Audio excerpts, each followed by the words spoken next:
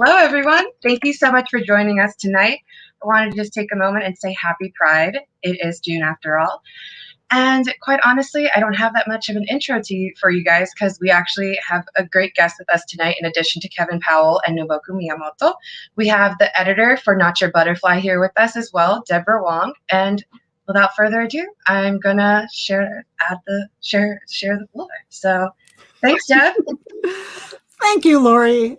It is so great to be at Busboys and Poets. I am such a huge fan of this place. I've eaten there and bought books there more times than I can begin to tell you. Yeah, so we're pretty happy to be with you today. My name's Deborah Wong. I'm an ethnomusicologist. I'm a huge fan of Nobuko Miyamoto's as well, as I think will become very, very clear as I go along here. Listen, we really would love it if you all could put your questions and responses and comments in the chat throughout this event. I can tell you that Nobuko really loves that kind of, back and forth with audiences and with other people generally. We're here today to celebrate the release of her memoir. It came out just 2 days ago. It's been a long time coming. You probably know that it takes some effort to write a book. Now, Nobuko wrote every word and every sentence in this book herself. And I simply had the great pleasure and good fortune of, doing the index for it and really just sort of talking through the writing and revision process with her, just kind of sitting beside her for the whole process of writing over several years now. And at a broader level, for me, it's really just about being part of the magic of Nobuko Miyamoto's scene here in the greater LA area. I followed her work for decades. She is quite a figure in Asian American cultural communities. So I followed her for a long time, and I'm really happy to tell you a bit about her right here and now. And I'm also thrilled today to get the chance to actually get to know Kevin Powell just a little bit. Let me set the stage just a little bit. How can we understand the Asian American movement through a Black lens, and vice versa? It goes in both directions. Is really the point tonight. Both of our speakers have really deep and sustained and in fact multi-generational connections to the Shakur family, as you're about to hear more about. And really, at this moment in 2021, we're in this sustained moment when anti-Asian hate is real. It's violent. It's visible. I mean, just yesterday, a 94-year-old Asian woman in San Francisco was stabbed repeatedly on the street by a stranger. These kinds of incidents are coming fast and furious right now. So why at this moment should we revisit Afro-Asian solidarities from 50 years ago? We're about to learn that those solidarities are alive and well, I'm happy to say. We're about to hear firsthand about how alive and well those solidarities are. Both of our speakers have written memoirs. Nobuko's has just come out. Kevin Powell released his in 2015. They're both sort of thinking about memoirs right now. And both of these books are really deeply personal, of course, and also searching accounts of their lives, as activists of color is the point here. And I can't wait to hear them swap stories about that, and about how and why they came to write their own stories, and, what are the returns, what are the risks, of writing one's own story? What are the necessities of telling one's own story as an activist of color? We're going to hear more about that, I think. Nobuko Miyamoto really models what it means to lead the way by lifting up others. She's well known for that in our circles.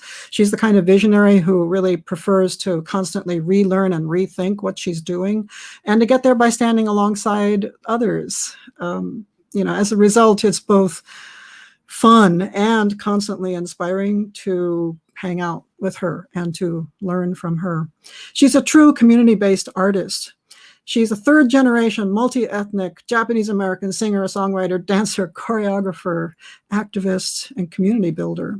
She's a legendary figure in the Asian American movement. In 1973, she recorded with Chris Ijima an album that's widely regarded as the first album of intentionally Asian American music. It's titled A Grain of Sand. Nobuko is also the founder and director of Great Leap, which is a community-based nonprofit organization in LA, which is now over 40 years old. It's well established. She is known and beloved in the Asian American community across the United States. Nobuko is covered in awards and honors and recognition. She's constantly asked to speak at community events. She's a mover. She's a shaker. She's a compassionate visionary. And she teaches all of us through music and dance, as well as through her living example. She teaches us how to stand up for social justice. She teaches us how to name injustice. She teaches us how to connect respectfully across difference and how to build solidarities and all of that through music and dance, as you're about to hear more about. She always has several, if not many, projects going on at the same time, let me tell you. But 2021 is a particularly significant year for her. Her double album came out from Smithsonian Folkways in January of this year. It's easily available in all kinds of different places. It represents 50 years of her work as a musician. And her full-length memoir, of course, just dropped, as I cannot say enough times, 2 days ago. Yeah, and it's available in all kinds of different places, including at Busboys and Poets. The book is out. This is only our second book talk, of a whole bunch that are to come, but we're having a ball with it, and we really want to thank Busboys and Poets for stepping up and making it possible to spend time with all of you tonight. Kevin Powell needs no introduction, I am sure, but I want to tell you about him because he is so interesting and so important. He is a hip hop scholar. He's a poet. He's a cultural critic. He was original cast member from MTV's The Real World. He's an all-round writer whose essays appear just constantly in all kinds of different magazines and newspapers and more. He's a longtime senior editor and writer for Vibe magazine. He's the author of many books at this point, and as I already said, his memoir titled The Education of Kevin Powell, A Boy's Journey into Manhood came out in 2015.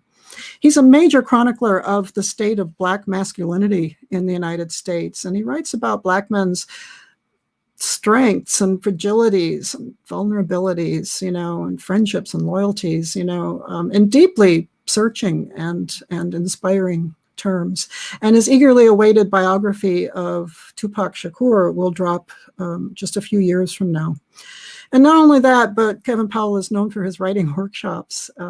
He empowers writers of all kinds, but especially writers of color, showing writers of color how to write their truths. Another book titled 2020, The Year That Changed America, was published just a few months ago by the Kevin Powell Writing Workshop and the New Yorican Cafe, based on a very lively Facebook group that Kevin Powell oversees. So I wanted to give you a sense of the wonderfulness of the two writers, thinkers, activists that you're about to meet in person. Let's bring them on. Let's bring on Nobuko Miyamoto and Kevin Powell. Hey. Hi. Hey, Kevin. Hey, Nobuko. It's great and honor to be with you here, and I'm really excited to talk with you and to ask some questions, because as just say first and foremost, Deborah Wong, thank you so much, Lori, and Busboys and Poets, which is also one of my favorite spaces in the country as well. Thank you all for having us. And what can I say? Nobuko asks, and I mean, you are a national treasure, I mean that. We are connected by the family of Yuri Kochiyama and the family of Tupac Shakur. And I love them all dearly. And I've had a chance to talk with you and interview you for my Tupac Shakur book that I'm working on. That'll be in a couple of years. But most importantly, I was blown away by your life story. And I'm so happy that you have this autobiography, because everyone needs to buy the book first and foremost. Everyone needs to read the book and understand what I had the pleasure of listening to on the phone. Just an incredible life that you've had. So I just want to honor you Huh. As someone who was raised to respect and honor my elders, I just want to say thank you and thank you and thank you for who you are.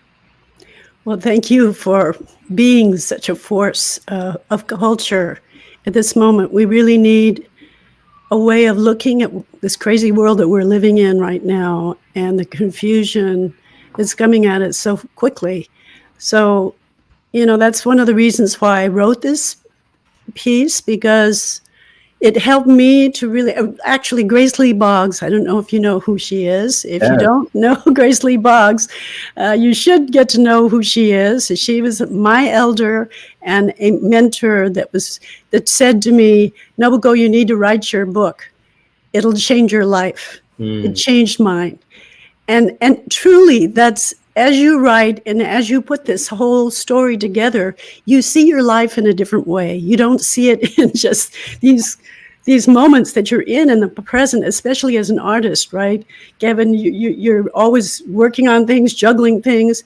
But when do you have a time to sit back and really look at the big picture of what your life is within the context of time? And because my life started as a child of Japanese American relocation, it sort of started out at this moment for Japanese Americans that we need to put a stake in the ground and say, this happened to us. And because we felt the pain and trauma of being in a concentration camp in America, it gives us some inkling of what it is to be Black in America as well. And actually, Japanese Americans are right now standing up for Black reparations, because we did fight for it and we did get it. This small minority in the United States did fight for it. And in the 1980s, we did get reparations from the US government for what happened. And one of the people that emerged from that moment was Yuri Kochiyama. And she made a decision when she married her husband, Bill Kochiyama, who was born in New York, to live in Harlem. Yes. And she raised 6 children in Harlem. They went to freedom schools, they went to marches, and they had all kinds of people come through their house, including Malcolm X, who became a good friend of the family. And this, anytime you went to the Kochiyama's house, you didn't know who you were going to meet. Yeah. It was a wonderful, crazy place to live, but a wonderful place to visit. I don't know if I could have lived like that, but so I wanted to introduce because Yuri was the one who brought me into the Asian American movement in New York City. That's right. I want to play this song, Free the Land, because she had Chris Hijima and myself, who were at that time just finding voice as Asian American songwriters, to sing for the Republic of New Africa. And we met 2 young men. One of them was Mutulu Shakur, and the other one was Attila Ayubi. And 2 citizens of Republic of New Africa, including Yuri, who was a citizen as well. And she invited us to sing at this rally, and that really changed my life and changed a lot of our lives. So I'd like to show you a video of a song that we wrote in tribute to the Republic of New Africa called Free the Land. Thank you.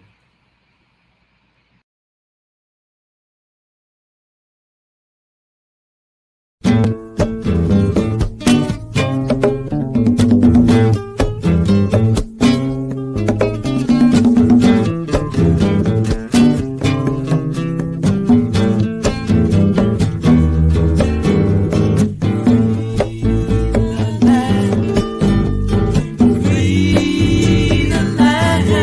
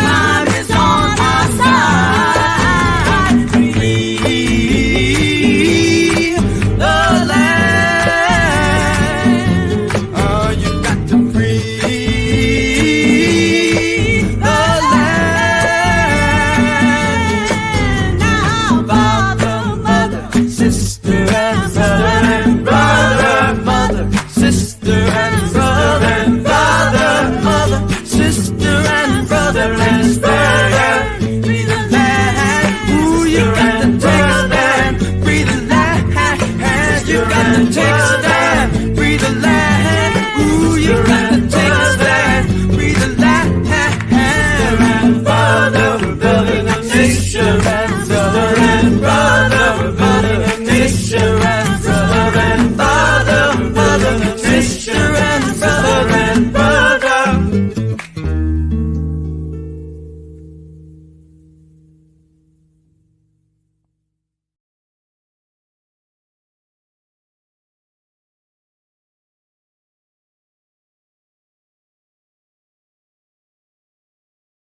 Beautiful as ever and as powerful and necessary as ever. Just thank you. Thank you. And I did see that picture of Tupac Shakur's little boy there, and much love to Matula Shakur and your family. I saw images. Yes, yes. I thought you'd enjoy that. Thank you so much. So let's start with, let's just say the name of the book and where the title came from. Can we start there, please? Sure. So the name of the book is Not Your Butterfly. And actually, it wasn't the original. When I started writing the book, I'm a songwriter, so, it's a pretty overwhelming task to think of a book. I'm thinking three verses and a chorus, But so actually what I did is each chapter is like a song. And it's the title either comes from a song or from lyrics of a song. That's how it helped me to sort of make it doable to do one song after another song. And originally the title was What Can a Song Do? But UC Press, they didn't like that title. They thought it was sort of wimpy. So I went through the list of songs that I had recently written. That's on my album, 120,000 Stories, and Not Your Butterfly was one of them. And it was really a response to a big poster I saw of Madame Butterfly, the opera. And I said, are they still doing Madame Butterfly? That image of Cho-Cho-san, has plagued Asian American women for 100 years. It's time to kill the butterfly.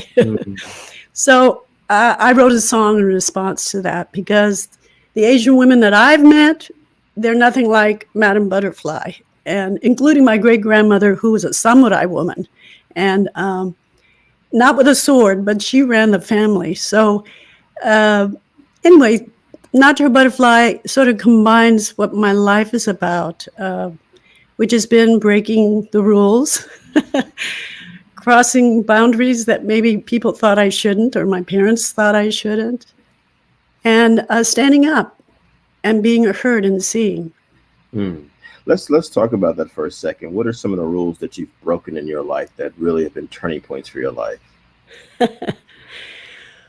Well, after the war, we were allowed to... World War II. World War II. Yeah. When we returned to Los Angeles, the neighborhoods we lived in were Black neighborhoods or Latino neighborhoods. But at the same time, I have to share with you that my mother told me not to go out and play with the Black kids. And, we sort of listened to them, but we always had a question in your mind, why do they say that? Because when we go to school, we're playing with everybody. And, but there was this sort of unwritten rule that we're not supposed to hang out with Black kids because it was either dangerous or whatever. And it was something that I had to stand up to later on in my life when I had the courage to do so. It took me many years, actually, to do that. And it was a process of really understanding that our oppressions were connected. And Black people embraced me as a comrade. And when I got pregnant with my child, which was the child of Atala Ayubi, who was with Malcolm, and you saw his picture there, and who was a warrior, I had to tell my mother, who cried for 3 days in her room, and I didn't know what to do, and I went through my pregnancy, and the day I came out of the hospital, magically, she appeared at my door with a big pot of chicken soup. And somehow her heart opened and she cared for Gamal with all her heart. She made sure that he was going to have an education. She made sure that he was going to be cared for. And it really was about, I learned more, it was about fear. If life was hard for us as Japanese Americans, how hard is it going to be for Gamal, this child who's Black and Japanese? Yeah. And so this fear sort of separated us from the Black community. I'm not saying that there wasn't racism, yes. And we have to face into that. There was classism and racism in the Japanese culture. And that's why it's so amazing and important what Yuri Kochiyama did. Yeah. And she moved into the ghetto, she moved into Harlem when other Japanese Americans coming out of camp and through the 50s were trying to integrate into society and keeping their head down and just trying to get, move up in the world. I know we don't have a lot of time, but your life is so rich. And this is your 8th decade, is that right now? Yes, it is. You look amazing. I hope to be so blessed. Oh no. But what I remember, moving to the Black community when you were a child, you got into the arts as a young person. Can you talk about that a bit? And then I want to talk about your move to New York City. But how did the arts affect your life early on, being an artist, being a dancer? Well, as a child of relocation, you have to understand that being uprooted like that, you feel exactly that. You feel uprooted. You don't know what home is. You don't know where you are. You've been moved around here and there. And when we first got out of camp, my father took me to a concert of classical music with a real orchestra, and this is in Utah. And when I saw this beautiful music being played, and it took me out of my body. And I went home and I listened to his records, and I was dancing, and my mother saw it, and she found a little school in Ogden, Utah, and gave me some dance classes. And dance gave me a sense of place. Like I could be who I was. I could be more than who I was. I could be bigger than what I was. It gave me a voice because I didn't speak very much. I was very shy. But I could move my body. I could jump. I could leap. I could turn.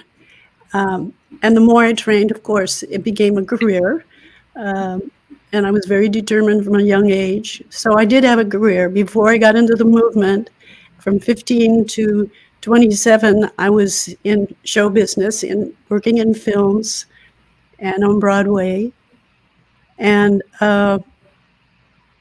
but there came to a point, I was actually in West Side Story. And West Side Story, the film, was the one job I ever had that I broke the color line. That I passed for Puerto Rican. That I had a sense that, okay, I can do this. I can be something other than the stereotype that we were more or less forced to be part of. People, our bodies and images were being used to tell somebody else's story. Yeah. So I started searching after West Side Story. I started singing, studied with a Black coach, Deanie Clark, who, showed me Billie Holiday, Nina Simone, Lena Horne, and I'm going, these were my sheroes. And, wow. So then but the Vietnam War was going on, and I started really wondering what do I want to do here? And I was actually in a nightclub singing, and young people were coming in the club and said, well, you want to demonstrate, tomorrow we're going to have a march. And, I'm thinking, can I do that? And finally I did leave the stage, and I helped a filmmaker, Antonello Branca from Italy, make a film about the Black Panthers. Wow. And through that experience, and they were on the run in 1968, it was not an easy time to be a Panther. but they were so welcoming. I mean, they treated me as a sister, and I had never felt that way before, where somebody really took me into the community and saw that we had a commonality.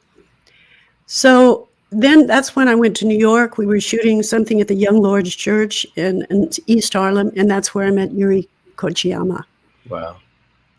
Yes. And who was, for folks who may not know, who was Yuri Kochiyama? So Yuri Kochiyama, she was a Nisei, second generation Japanese American who grew up in San Pedro, California, but she always had a sense of justice. She knew that it was unfair what was going on and why they put us in camp. She was very active in the USO. She was very supportive of the GIs that went, the 442, that went to fight to prove their loyalty to the U.S. government. And afterwards, she moved to Harlem, as I said before, and really lived what she believed.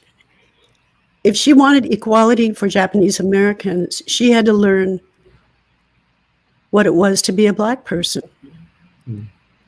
And she put her whole life and her family's life in that place with her, and they all grew from it. And not only did they grow from it, but the community around her.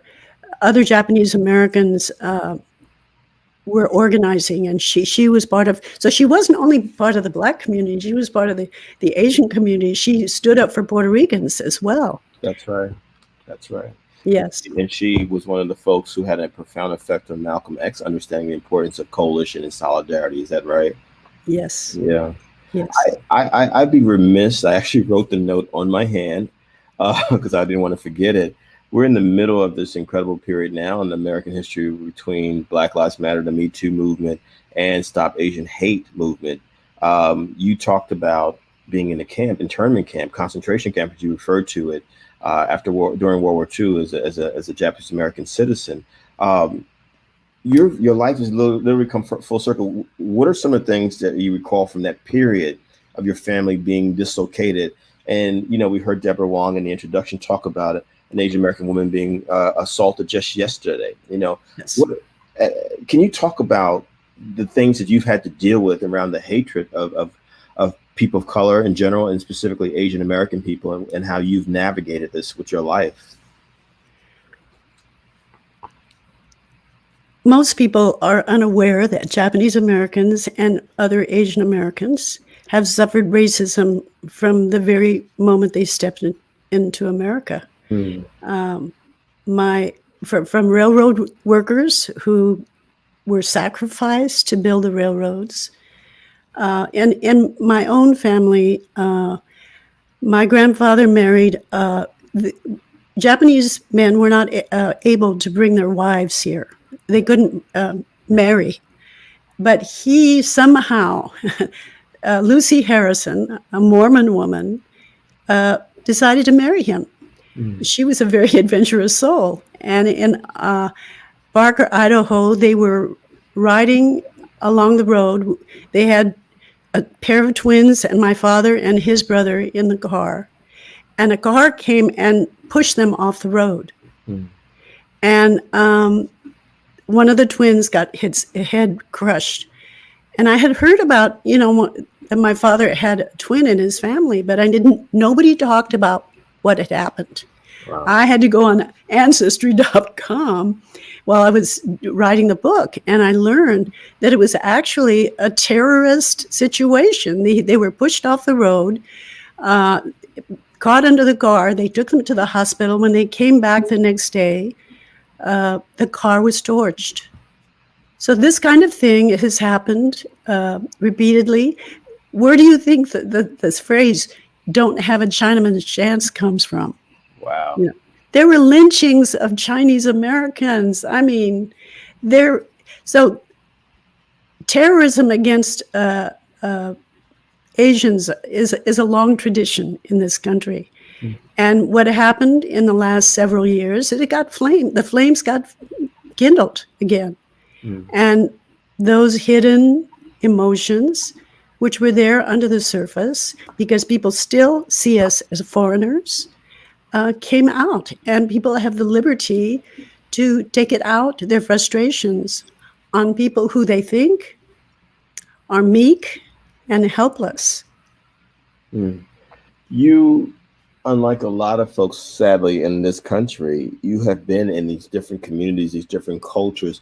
Why, and you know your own culture, why is this so important, given what you're describing around the history of hate and domestic terrorism, to be open to exploring different communities, different cultures, including your own, and bringing people together? Why has that been so important part of your life work?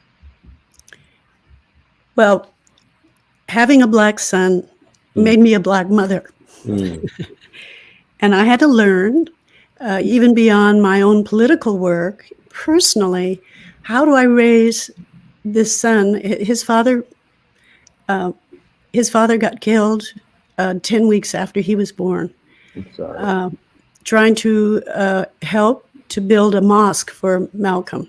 Mm. Malcolm's Mosque in Harlem, which actually does today exist. Mm. And so I had to figure out, how do I raise this child who is half Japanese, half Black? How do I get for him to know the sum total of who he is? Mm. So I made it my business. I came to New York. I was living in LA. I had moved to LA, but I came to New York yearly with Gamal and stayed at the Jeffries house, Gamal's father's family's house, apartment in the Bronx, and sat on the floor, listened to the stories of slavery and in their family and coming to Harlem. And it was so interesting. It was such an amazing experience to be part of this family, which also had a huge and long story from North Carolina to Harlem and Renaissance to the Bronx and where Kamal's father was born, and then later worked at Lincoln Hospital. So here in LA, Leimert Park was a big part of our lives. And at Leimert Park, there was a big Kamal, the poet Kamal Daoud, who, he was big Kamal. And Kamal was able to grow up around galleries of art, of Black art. He met Black artists. He went to school for art, although that's not what he ended up doing. So being around those images of beauty and power, that being part of the art community, gave him a sense of who he was. Mm. Mm. Is there, when you think about your life, all of this is in your book, obviously, and say the name of the book again, please, for folks who are just joining us. Not Your Butterfly. And I love the fact that you took the title, you referenced Madame Butterfly, and subverting, that old, tired stereotype of Asian women. Let's talk about your journey as a woman. I've heard from you about the racism you've had to encounter, but let's talk about the sexism and how you've navigated and challenged and pushed back on that in your journey as both an artist and an activist. I would love to hear some thoughts about that, just that part of your life. Well, when you're in show business, you are in the lion's den of sexism. And you have to learn very young how to navigate and be safe, when to participate in certain things and when to say, no, I'm not going there. And actually, when I was 17, I worked in Las Vegas in a show. And it was there that you see the extremes of how sexism works. And they wanted us to sit in the lounge between shows. And finally I said, I'm not going to sit in the lounge. I'm 17 years old. That's against the law, And that was sort of the first time I stood up for myself. But I was always aware of my safety. So I was able to sort of avoid some disastrous situations, even though they might seem glamorous to certain people to be in show business and hang around certain people who are, famous. It's not always, it might be good for your career, but it's not good for your life. And so I managed to stay away from that. And then, as in the movement, it was a conscious thing that people were not only standing up for Asian Americans' rights, we were standing for women's rights at the same time. Within the movement, we were pushing our brothers to be to share the load and to take responsibility, and they did. And it wasn't always easy. My brother actually, because he became a sort of surrogate father for my son, and he stepped up, and we lived in a collective, and all the guys, there were 7 of us, and we only had to cook once a week, They each cooked every night, and here I just had this new baby, and I only had to worry about cooking once a week. They bought me a washing machine so I could wash his diapers, and they sort of took care of me. So that consciousness was with me. And then when I started an arts organization, I didn't really realize that what I was undertaking as being an arts leader. I was just doing my art and working and then learning how to run an organization. And I didn't see myself as a leader. I actually, most of the time, I was just like trying to, hold on and get through things and raise money for the organization so that we could do shows, etc. So it was only through time. And then I was a single mother at the same time, so I had to balance being a single mother and teaching dance in the community and creating at the same time. And I had sort of made a vow to myself when I had Kamau that I was not going to just sit back and be an observer in this. I was going to remain active in the movement and create art at the same time as I was being a mother. I know that the Black Lives Matter movement is very important to you, and understand that you have a video that you want to share with the audience. Is that right? Yes. So that I'm not just stuck in the past. I'm still creating. And this piece came because my present husband, Turabu Betsurai's mother, Mamie Kirkland, lived with us every year for 6 months out of the year. And she was born in Ellisville, Mississippi, and had to flee Mississippi as a child because her father was threatened with a lynching. And so these stories were happening around my breakfast table. And she was looking at the newspaper at what was going on with Black Lives Matter. And when that thing happened in South Carolina with the church, she said, "Oh my God, the same thing's happening now that was happening when I was a child." Wow. And yeah. That piece, 100 Years from Mississippi, just won the best documentary film, which my husband made at the Harlem Film Festival. So her story is coming out too. Anyway, so I'd like to share this, just a minute and a half of this video, and then we'll continue on. But before you do that, someone else asked, how can they get your T-shirt? Is it available yet? The T-shirt you have on. Oh my God, yes.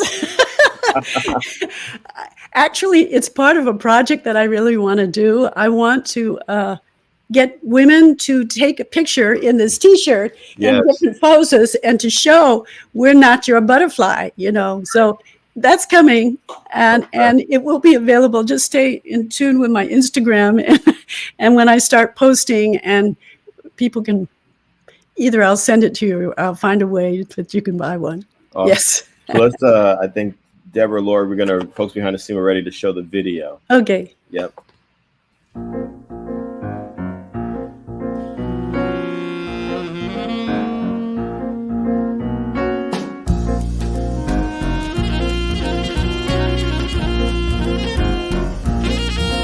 Dirty secrets lie in the shadows, waiting for the light. Talking story round kitchen table, clear as black and white, black and white.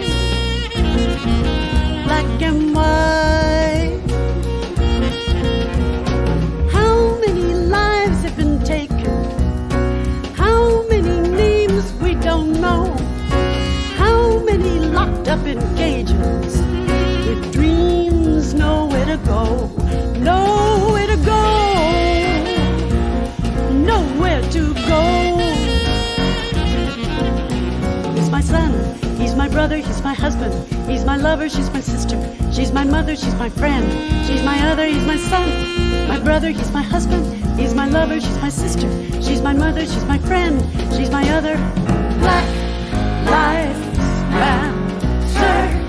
Black Lives Matter. Black Lives Matter. To me, matters to me. Since slavery and lynching, since don't have a Chinaman's chance, since cowboys stole the Indians, your land is my land. Your land is mine. Wow.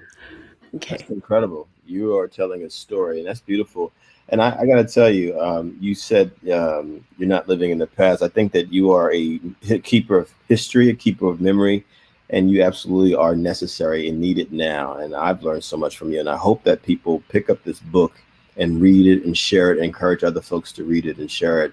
I literally just did a panel before this, Nobuko, and I just said to folks, you have to know the history of different types of people in this country. I mean, how do you feel about that? And just like the level of ignorance and hatred that we've seen in the last few years that you referenced earlier, can we talk about that and what we need to do educationally and how your book can help in some ways? Every person can learn how to cross borders of cultures and learn about other people.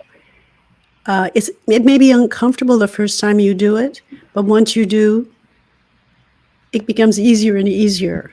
And that's one of the things I do as a community artist, is create projects where it makes it easy for people to cross borders. Because I know it is difficult.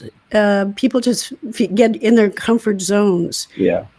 But so a lot of the projects that I do, especially the Fandango Bone project that I'm doing right now, combines different traditions and sharing those traditions and celebrating the earth and our connection to the earth.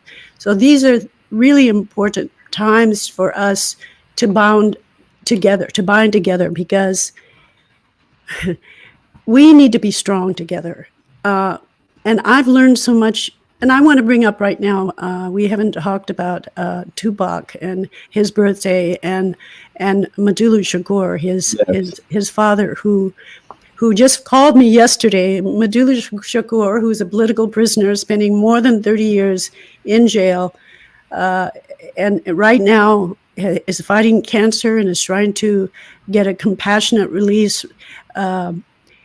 He's always concerned about other people. He's concerned about how we're doing in the world. And his fight is so critical right now to get him out to tell his story. So I want to take this moment really to talk about this man who deserves his freedom, who is a keeper of wisdom and was a partner to Yuri Kojiyama. They worked together on issues like political prisoners. And because of what happened to Gamal's father, Matulu became Gamal's godfather. And so Tupac and he used to play together. You saw those pictures of this, crazy, wonderful energy child, Tupac Shakur, that was brought up in this world of Black political power and resistance. And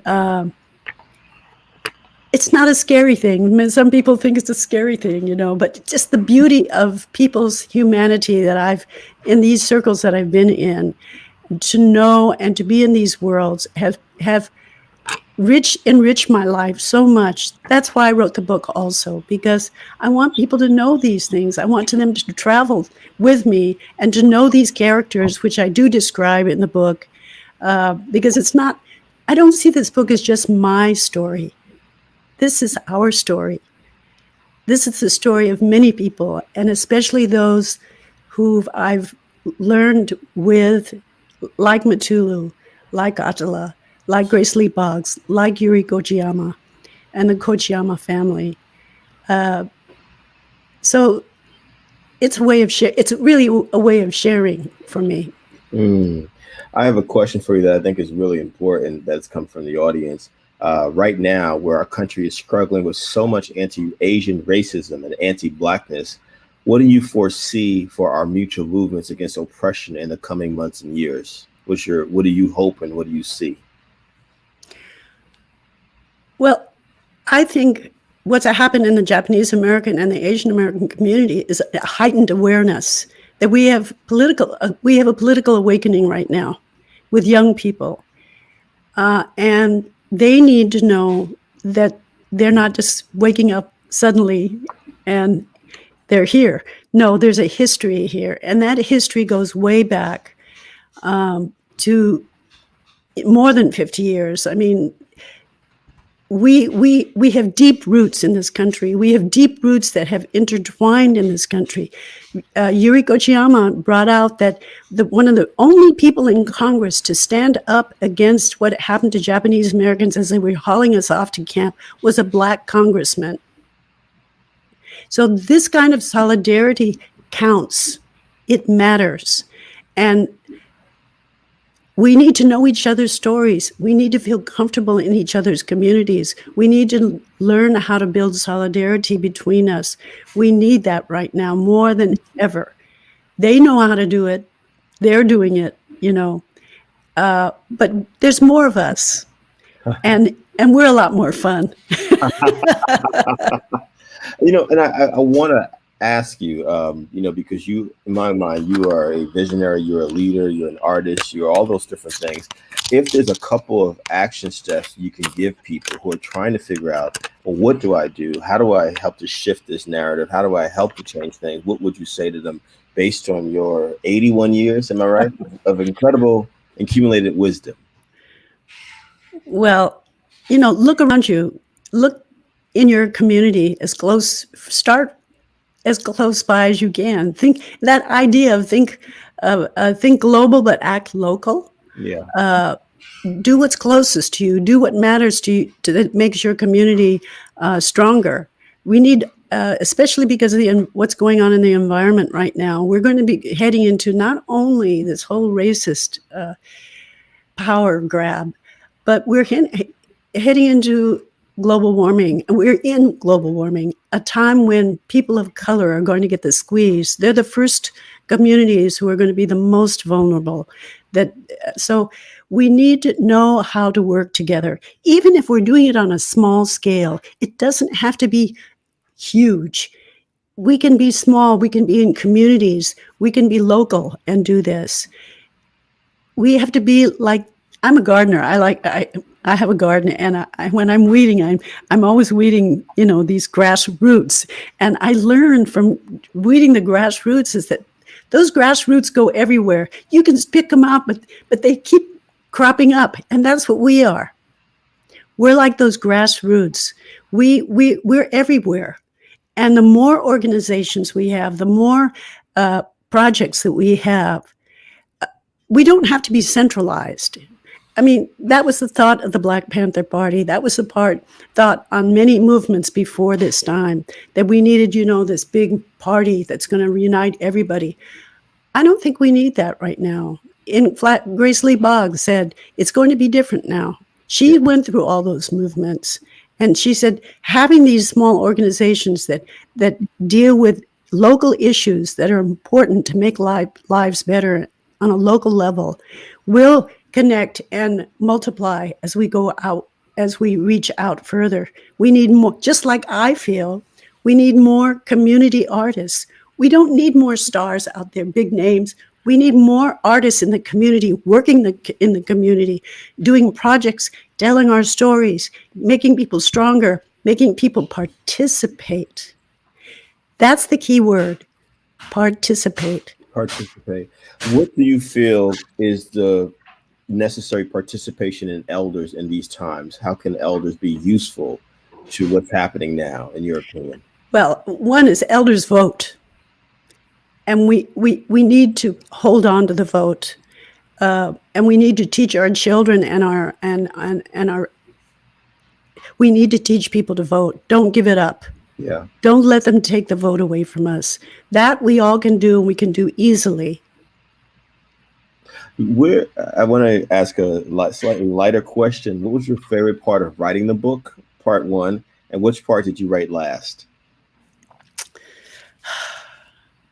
That's a really hard question. You know, I don't know what is my favorite. I will say that there were parts that were really hard to write. Mm.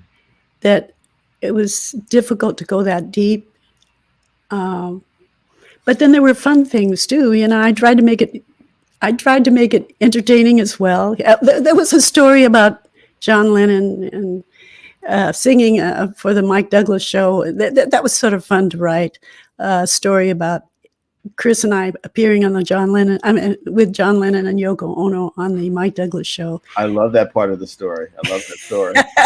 I tried to make that pretty entertaining. It was a pretty crazy moment. But the ending of it, and pulling people into the circle, pulling people into that feeling of connectedness.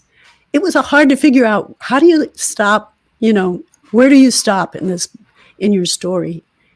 But that's where I love to be, is in that circle, making music, dancing with the community. And so that's where I brought people. Was writing Natural Butterfly, your autobiography, healing for you?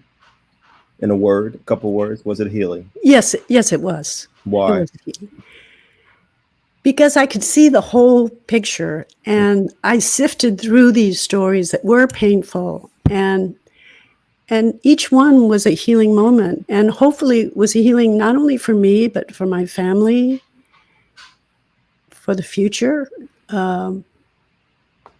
There were some difficult ones, and I did it also because of my children and my grandkids, because I want them to know their story, and they can read this and know where they came from. And I think everybody needs to know their story. You've encouraged so many people to write, and you've written your story. When I've read it, and I understood who you were much better from reading that. And so yes, it was a healing experience. I have one last question. It's a simple question. After all that you've experienced, and you have this great autobiography that everyone should read, and encourage everyone else to buy and read as well, what keeps you going? What gives you hope after all of your experiences? What gives you hope? I see young people. I see young people who are stepping out and stepping up, and doing things in different ways than we thought of doing them, because they have different tools. But they give me hope. They haven't given up, and they're fresh, and they're very articulate. From rappers to poets to young artists. They're very articulate, and they see things clearly. And I feel like the future's in their hands, and I'm willing to follow them. Wow. I just thank you.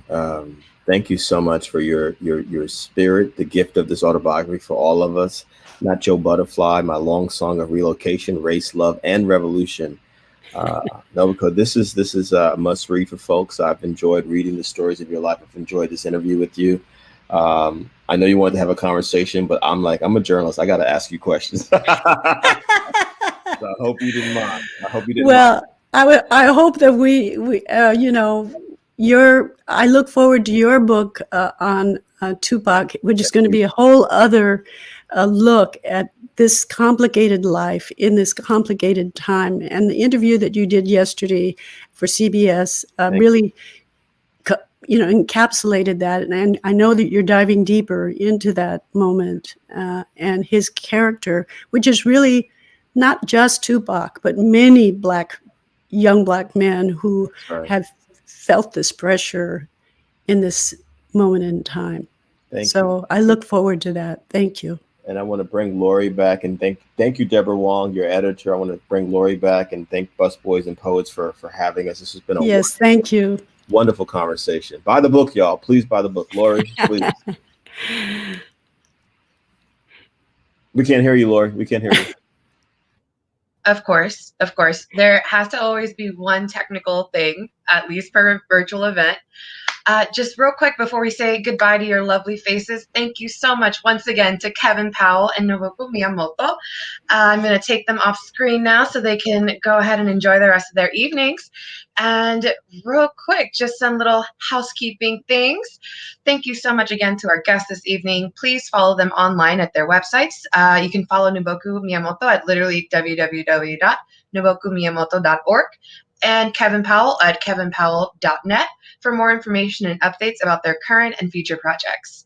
If you're interested in purchasing a signed copy of Not Your Butterfly, please contact books@busboysandpoets.com with the subject signed copy of Not Your Butterfly request, just so we make sure that we can RSVP the one that you want. To order an unsigned copy, feel free to purchase online from our bookshop website at bookshop.org/busboysbooks. Just look for Not Your Butterfly in the search bar. And now, without further ado, we are at the end of our evening. Thank you all so much once again to Nobuko, Deb, and Kevin. It was an amazing thing. Y'all missed it, but I was just back here snapping it up. You all can definitely catch us at our next book event. Busboys and Poets Books presents Mala and the Mask of Gold by local non-binary author Jamie Martin Atilano Co. on Friday, June 25th at 7 p.m. Eastern to celebrate some local pride. Mala and the Mask of Gold explores Filipinx mythology with a dose of some cutie pop realness and some sibling love throughout this YA novel. We'll finish up June with unveiling our new book club, Cambio, a meeting place for us to visit the intersections of literature and social change through a queer radical lens. We plan to have a mix of fiction and nonfiction. This month's picks is Things We Lost to the Water, with signed copies available for purchase on our Eventbrite. Cambio will be meeting on June 30th virtually at 7 p.m. Eastern. Again, thank you all so much. Don't forget to request your signed copy of Not Your Butterfly. Email books@busboysandpoets.com. And don't hesitate to visit us at busboysandpoets.com for more events across the DMV, or follow us on Facebook, Twitter, or Instagram at busboysandpoets.com. Thank you all so much, and y'all have a good rest of your evening. Stay safe and well. Peace and love. Bye-bye.